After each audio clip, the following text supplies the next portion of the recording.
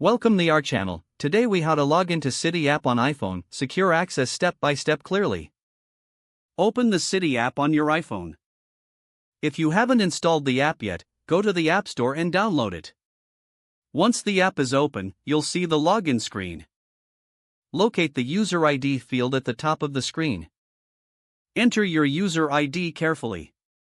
Next, find the password field just below your user ID. Type in your password. Double-check your entries for accuracy.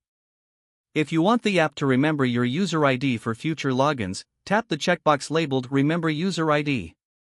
Once you've entered your credentials, tap on the Login button to proceed. If this is your first time logging in, you may need to complete additional security steps. Follow any prompts for verification, such as entering a code sent to your registered phone number. After successful verification, you will be taken to your account dashboard. Here, you can manage your account and access various features.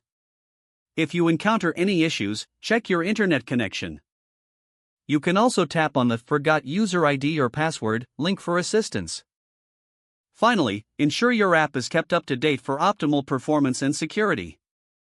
If the page does not load, refresh the browser or try again in a private or incognito window. Make sure you are using the correct email address, then retype it carefully to avoid small typos. If your password is not accepted, use the reset option and create a new strong password you can remember. Check your spam folder for verification or security emails, then complete any requested confirmation steps. Enable two-factor authentication if available to improve account security and reduce unauthorized access risk. After signing in, review your profile details so your contact information and settings are accurate and current. If you see an error message, note it down and try again after restarting your device and internet connection. Log out when you finish, especially on shared devices, to keep your account and payment information secure. If the page does not load, refresh the browser or try again in a private or incognito window.